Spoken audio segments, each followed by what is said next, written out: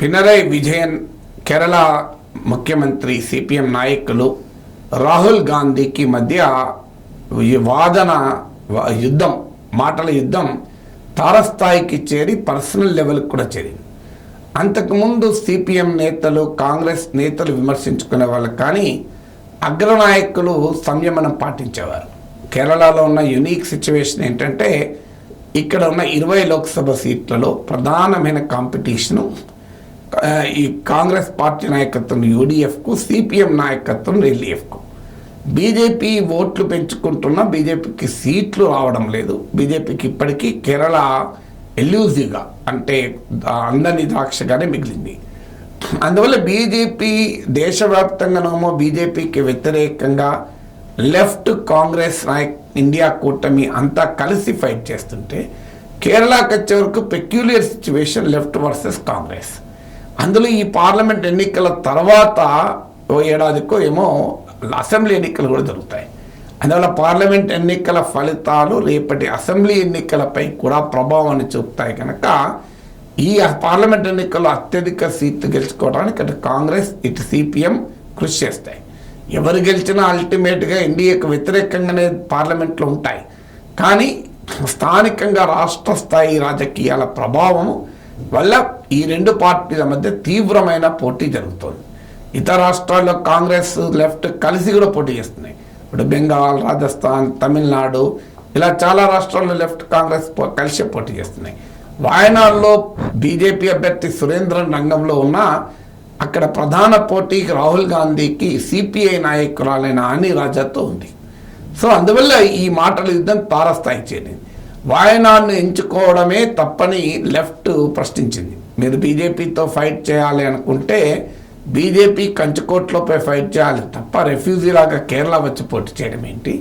మోడీని ఎదుర్కోవాలంటే ఉత్తరప్రదేశ్లో ఎదుర్కోవాలి. అది రాహుల్ గాంధీ సొంత రాష్ట్రం. ఆడ అమేథీ నుంచి రిప్రజెంట్ కూడా చేశాడు. తాతల కాలం నుంచి అమేథీ, రాయబరేలి గాంధీ కుటుంబ సీట్లు. అది వదులుకొని వాయనాడు వచ్చి ఏ మెసేజ్ పంపుతున్నారు? మోడీతో ఎదుర్కోలేనని చేతులు ఎత్తేయడం కాదా ఇది? మోడీ లేని బీజేపీ లేని వాయనాడులో వచ్చి పోటీ చేయడం ఏంటి అనేది లెఫ్ట్ మొదటి నుంచి కూడా వాదన పెడుతోంది. ఇప్పుడు ఈ వాదన తారస్థాయికి చేరింది. ఎందుకంటే రాహుల్ గాంధీ పర్సనల్గా పినరై విజయన్ను మొదలు టార్గెట్ చేశారు. మోడీ ప్రతిపక్ష ముఖ్యమంత్రులు ఇద్దరిని ఇప్పటికి అరెస్ట్ చేశారు. అరవింద్ కేజ్రీవాల్ని అరెస్ట్ చేసింది, అలాగే హేమంత్ సోరెన్ అరెస్ట్ చేశారు. కానీ పినరై విజయన్ అరెస్ట్ చేయడం లేదు. ఆయన పైన కూడా గోల్డ్ స్మగ్లింగ్ కేసుకు సంబంధించిన ఈడీ కేసులు ఉన్నాయి. ఆయన కూతురు పైన సిబిఐ కూడా కేసు పెట్టింది. అందువల్ల మరి విజయన్ ఎందుకు అరెస్ట్ చేయడం లేదు? అందువల్ల విజయన్కు మోడీకి మధ్య రహస్య ఒప్పందం ఉంది అంటూ ఆరోపణ మొదలుపెట్టారు. దీనికి విజయన్ తీవ్రంగా కౌంటర్ ఇచ్చి రాహుల్ గాంధీని ఉద్దేశించి మీ బావ ఓన్ చేస్తున్న రియల్ ఎస్టేట్ కంపెనీ బీజేపీకి 175 కోట్ల విరాళం ఇచ్చింది, మీరా మాతో చెప్పేది అని. మేము అరెస్ట్లకు భయపడే వాళ్ళమైతే మీ నాయనమ్మే మమ్మల్ని 1.5 years ఎమర్జెన్సీ కాలంలో జైల్లో పెట్టినా సిపిఎం భయపడలేదు. అందువల్ల సిపిఎం అరెస్ట్లకు భయపడుతుందా అని కౌంటర్ ఇచ్చారు. CPM general secretary Sitaram Yechury ఇంకో ఇంట్రెస్టింగ్ పాయింట్ చెప్పారు. కాంగ్రెస్ ఎంపీలు గెలుస్తానన్న బీజేపీలోకి మారతారేమో, కానీ సిపిఎం ఎంపీలు లెఫ్ట్ ఎంపీలు గెలిస్తే మారరు. అందువల్ల బీజేపీ గట్టిగా ఎవరు నిలబడుతున్నారో రాహుల్ గాంధీకి అర్థం కావాలి అని ఆయన వ్యాఖ్యానించారు. ఎందుకంటే రాహుల్ గాంధీ మొదలు సమాధానం చెప్పాలి. కాంగ్రెస్ వాళ్ళు ఎందుకు బీజేపీలోకి మారిపోతున్నారు? రాహుల్ గాంధీకి అత్యంత సన్నిహితులైన అశోక్ చౌహాన్ మహారాష్ట్ర మాజీ ముఖ్యమంత్రి ఈడీ కేసులకు భయపడే కదా బీజేపీలో చేరింది అంటూ విజయం లేవనెత్తారు. అందువల్ల ఈ విమర్శలు ప్రతి విమర్శలు రాజకీయ పరిధిని దాటి పర్సనల్ పరిధిలో కూడా వచ్చింది. అది రాహుల్ గాంధీ పినరై విజయన్కు మోడీకి మిలాఖత్ ఉంది అని ఆరోపించడంతో ఇది తారస్థాయికి చేరింది. చాలా పొలిటికల్గా విమర్శించుకోవచ్చు పార్టీల విధానాన్ని, కానీ జాతీయ స్థాయిలో మిత్రులుగా ఉండాల్సిన వారు, అది కూడా రాహుల్ గాంధీ ప్రత్యక్షంగా ఈ పర్సనల్ అటాక్ మొదలు పెడితే అది దేశంలో బీజేపీ వ్యతిరేక బలమైన విపక్ష కూటమి ఏర్పాటుకు ఖచ్చితంగా అవరోధంగా మారుతాయి. రాహుల్ గాంధీయే టార్గెట్ చేశారు కనుక తెలంగాణ ముఖ్యమంత్రి రేవంత్ రెడ్డి కూడా అదే మాట మాట్లాడాల్సి వచ్చింది.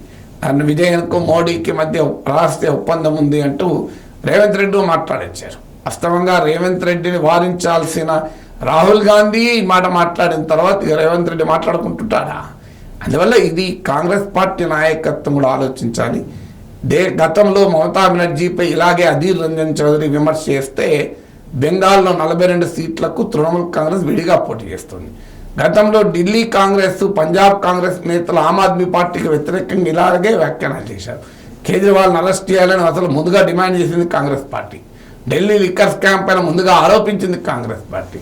అయితే అరవింద్ కేజ్రీవాల్ తప్పనిసరి పరిస్థితుల్లో కాంగ్రెస్తో కలిశాడు.